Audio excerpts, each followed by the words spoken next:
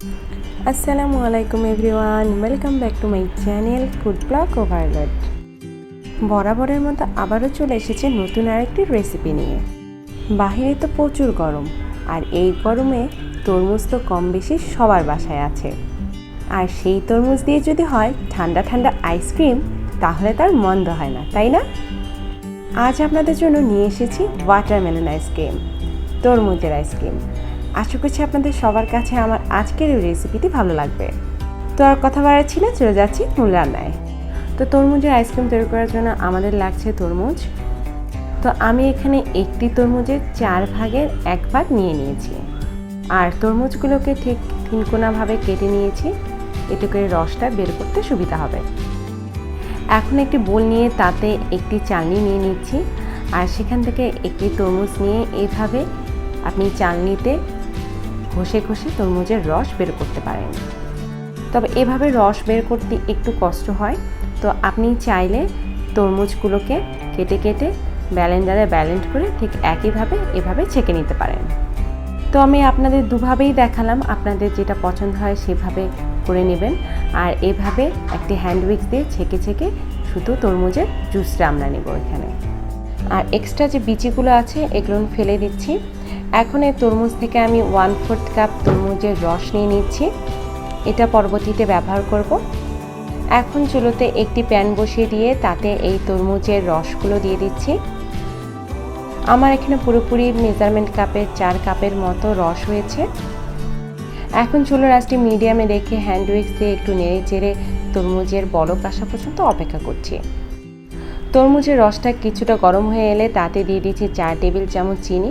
যে যেমন মিষ্টি পছন্দ করেন সেই অনুযায়ী দিয়ে দিবেন, আর আপনাদের তরমুজের মিষ্টি কী পরিমাণে আছে সেই অনুযায়ী চিনিটি অ্যাড করে নেবেন।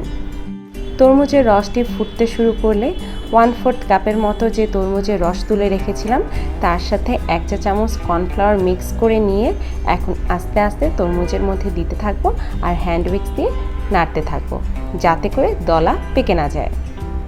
কর্নফ্লাওয়ারটা দিয়ে চুলোর আঁচটি মিডিয়ামে রেখে হ্যান্ড উইক্স দিয়ে অনবরত নাড়তে নাড়তেই দেখবেন তরমুজের রসটা কিছুটা ভারী হয়ে এসেছে। তো এখানে তরমুজের রসটিকে খুব বেশি পাতলা করা যাবে না, আবার খুব বেশি ভারীও করা যাবে না। জাস্ট কর্নফ্লাওয়ারের মিশ্রণটি দিয়ে 2 মিনিটের মতো জাল করলেই চলবে। তো আমার এখানে 2 মিনিটের মতো জাল করা হয়ে গিয়েছে, আর আমি চুলোর আঁচটি নিতে এর মধ্যে বন্ধও করে দিয়েছি। তো আমি আপনাদের দেখা যায় তরমুজের রসের ঘনত্বটা কী পরিমাণে আছে দেখেই হয়তো বা বুঝতে পারছেন, খুব বেশি পাতলাও নেই, আবার খুব বেশি ভারীও করা যাবে না। তো এখন এটিকে পুরোপুরি ঠান্ডা করে নিতে হবে। এখানে আমি একটি আইসক্রিমের বক্স নিয়ে নিয়েছি, আর তাতে 6টি আইসক্রিম হবে। এটা যে কোনো সুপার শপে আপনি কিনতে পারবেন, চাইলে আপনি অন্য আইসক্রিমের বক্সও নিতে পারেন যেটা আপনার কাছে আছে। তো আইসক্রিমের বক্সটি নিয়ে তরমুজের জুসগুলো ঠান্ডা হলে এক এক করে আইসক্রিমের বক্সে সব জুসগুলো ভরে দিব। তো এরই মধ্যে দেখতে পাচ্ছেন আইসক্রিমের বক্সের সবগুলো তরমুজের জুস আমার ভরানো হয়ে গিয়েছে। এই ধরনের বক্সে একটু চেষ্টা করবেন একবারে উপর পর্যন্ত ভরিয়ে দিতে, তাহলে আপনার আইসক্রিমটি পরবর্তীতে তুলতে সুবিধা হবে। এখন আইসক্রিমের কাঠিগুলো লাগিয়ে দিব। একে একে সব আইসক্রিমের কাঠিগুলো লাগিয়ে দিয়েছি। আপনারা চাইলে নর্মাল যে কাঠিগুলো আছে সেগুলো ব্যবহার করতে পারেন, এতে করে আইসক্রিমটি বেরোতে বেশি সুবিধা হয়। চাইলেও এভাবেও করতে পারেন। তো এখন এটিকে ডিপ ফ্রিজে রেখে দেব সারা রাতের জন্য। তো ডিপ ফ্রিজে একদিন রাখার পর আইসক্রিমের বক্সটি এখন বের করে নিয়েছি।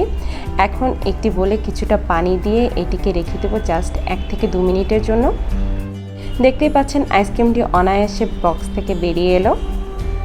তো ব্যাস তৈরি হয়ে গেল আমার তরমুজের আইসক্রিম। আশা করছি আপনাদের সবার কাছে এই গরমে এই ঠান্ডা ঠান্ডা আইসক্রিমের রেসিপিটি ভালো লাগবে। আর বাচ্চাদের তো এই তরমুজের আইসক্রিম অনেক পছন্দ, অনেক হেলদিও। তো আমার কাছে তো এই তরমুজের আইসক্রিম অনেক ভালো লেগেছে, আশা করছি আপনাদের কাছেও অনেক ভালো লাগবে। যদি ভালো লেগে থাকে তাহলে অবশ্যই একটি লাইক দিবেন এবং চ্যানেলটি সাবস্ক্রাইব করে পাশে থাকা বেল আইকনটি ক্লিক করে দেবেন, তাহলে নতুন সব রেসিপির নোটিফিকেশন অনায়াসে পেয়ে যাবেন।